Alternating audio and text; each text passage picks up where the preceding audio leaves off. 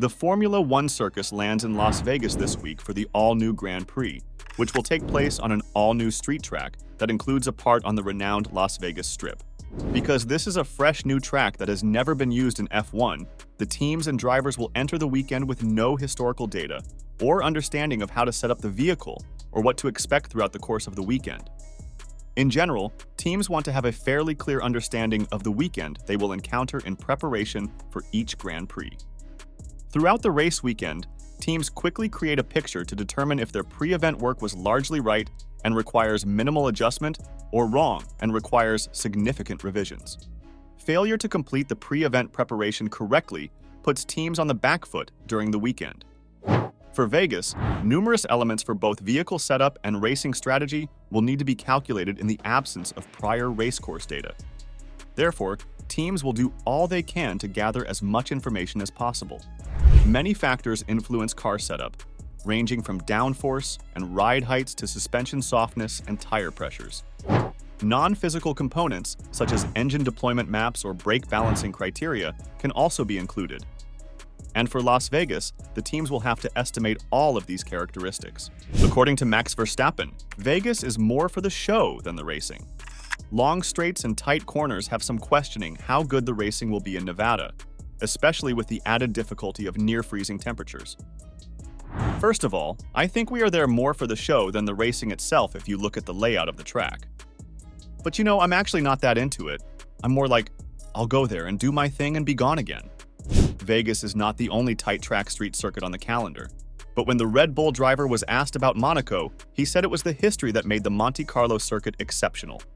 Yes, but Monaco is also just history and the place itself. Everyone wants to have been to Monaco once. You can't really compare. However, a new course presents a challenge for the teams because there are no real-world laps to analyze.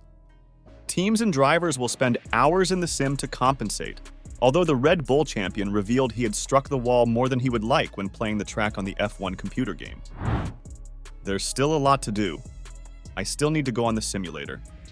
I still don't even know the track, to be honest, he said, in the build-up to the race in Sao Paulo. The last time I tried it on the F1 game, I think I hit more walls than I was going straight. So let's hope that's not the case when I start driving there. But it's going to be very different to Brazil. Very low temperatures, of course, in the night there. Street circuit. We have no experience there. We don't know the track grip. All new, so maybe it will give you a few surprises. I don't know. There are fears that the low temperatures in Las Vegas may make driving difficult for the next Nevada event. The on-track sessions will begin approximately 6 hours after sundown each day during the upcoming weekend in Las Vegas. It will be 7.5 hours between sunset and the start of qualifying. Other night races on the schedule, including as those in Abu Dhabi and Singapore, start a few of hours after sunset, which means the track hasn't had time to cool, making it easier to generate heat in the tires. It is a problem never before faced in Grand Prix racing, especially when combined with the lengthy straights that cool the tires. It is a step into the unknown for everybody, I believe, Pirelli's head of motorsport, Mario Isola, explained. Las Vegas will be cold. It's a street circuit, so we were working with the teams and we asked them for simulations in advance to try to understand how much energy the layout of the circuit is putting on tires. We had information from the companies that are making the tarmac in order to understand how abrasive the tarmac is and what is the level of grip we can expect. I can imagine a lot of track evolution and very low grip, so the drivers will complain. We will manage also this situation, but it's a big unknown. Fast track, long straights, high speed, and all conditions that are quite difficult to manage. The chilly temperatures seen in the desert during the night will make keeping heat in the tires difficult. Any virtual or full safety cars, as well as red flag periods, will make restarts difficult, with the undercut strategy becoming unviable due to a driver suffering for heat in the tires on their outlap, and the overcut strategy preferred. Sergio Perez has cautioned that the forthcoming race weekend's cold temperatures in Las Vegas will not favor Red Bull. This weekend, Formula One will arrive in Las Vegas for the inaugural Grand Prix around the Las Vegas Strip circuit. The practices will all take place in the late evening in Nevada, with the coldest weather of the season anticipated to cause the teams and drivers a headache. Pirelli tires in Formula One require a specific temperature to be created in order to offer grip. As a result, drivers may require many laps to warm up their tires before setting significant lap times during the weekend. Perez feels that Red Bull will not profit from the circumstances. I think it's going to be something that will going to be very present there. That will not be something that favors us as a team, but it's something that we got to keep in mind. Those things are very hard to simulate, also knowing which sort of wind direction we're going to have. Simulators, these days, there is so much they can do and so much you can base on them. But I think it's more the knowledge we will have on that sort of things.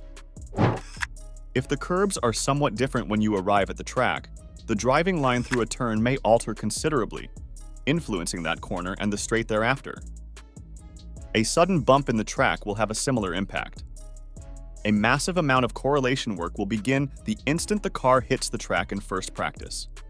Track roughness can have a significant impact on aerodynamic and tire performance. This is frequently the biggest unknown. Teams will frequently learn when the track was last resurfaced from social media or information obtained from the circuit. But how much has it been used since then? Are there any reports from other events or racing series that have used the track? The teams may even know which contractor was in charge of the work, and so be able to predict the expected track roughness based on previous instances. A rougher track in general will enhance tire degradation. Imagine sandpaper scraping away at a surface. A rougher track will also produce additional air disturbance around the automobile. This is frequently one of the most difficult unknowns to nail down before viewing the track on the Thursday track walk. Pit stop loss time has a direct impact on whether a 1-stop, 2-stop, or 3-stop strategy will be faster during the race. The team's goal will be to use the simulator to conduct a simulated pit stop and calculate the time lost for entering the pit lane. However, in the absence of historical data for Las Vegas, teams will frequently use an average from similar circuits, a decision that frequently sparks heated argument in the engineering office. Overtaking opportunities are also important in strategy. Is it all about track position or optimum stop laps?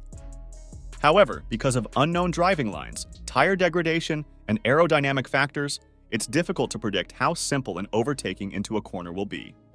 What do you think about the new Formula One Grand Prix? Is it a good challenge for our beloved drivers, or it's all just for show? Please share your opinions on the comment section down below, and don't forget to subscribe if you want to stay up to date with the latest F1 news. Thank you for watching our video.